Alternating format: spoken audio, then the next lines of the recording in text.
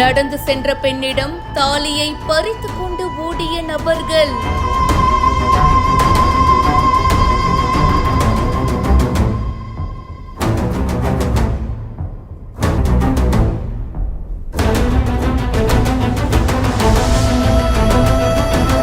அவங்கள பிடிச்சே ஆகணும்னு ஸ்கெட்ச் போட்டு 12 மணி நேரத்தில் கையும் களவுமாக பிடித்த போலீசார்.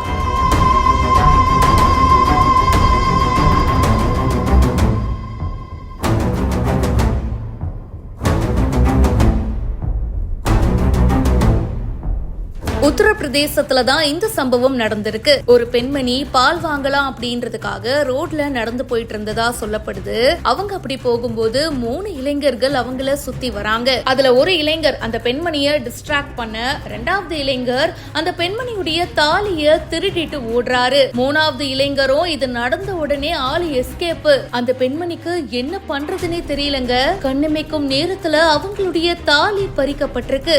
என்னடா இது இப்படி ஆயிடுச்சு அப்படின்னு சொல்லிட்டு அவங்க ஒரு மாதிரி பதட்டம் ஆயிட்டாங்க. இது எல்லாமே அங்க இருக்கிற சிசிடிவி கேமராவுல பதிவாயிருக்கு. இந்த வீடியோ வைரல் ஆனதும் போலீசார் அதிரடி நடவடிக்கையில இறங்கி இருக்காங்க.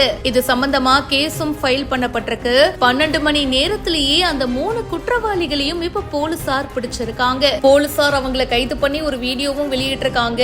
பலமான கவனிப்பா இருக்கும் போலியே. இந்த வீடியோ இப்ப சமூக வலைத்தளங்கள்ல வேகமா பரவிட்டு இருக்கு. திருட்டு போன தாலியும் மீட்கப்பட்டிருக்கு. திருட்டு நடந்த சில மணி நேரத்திலேயே போலீசார் அதிரடியா ஆக்ஷன்ல களமிறங்கி குற்றவாளிகளை பிடிச்சிருக்காங்க. இதனால் நிறைய மக்கள் பாராட்டிட்டும் இருக்காங்க. இந்த வீடியோ பத்தின உங்களுடைய கருத்துக்களை கமெண்ட் செக்ஷன்ல சொல்லுங்க. இப்பவே பிஹைண்ட் வுட்ஸ்க்கு ஃபாலோ பண்ணுங்க.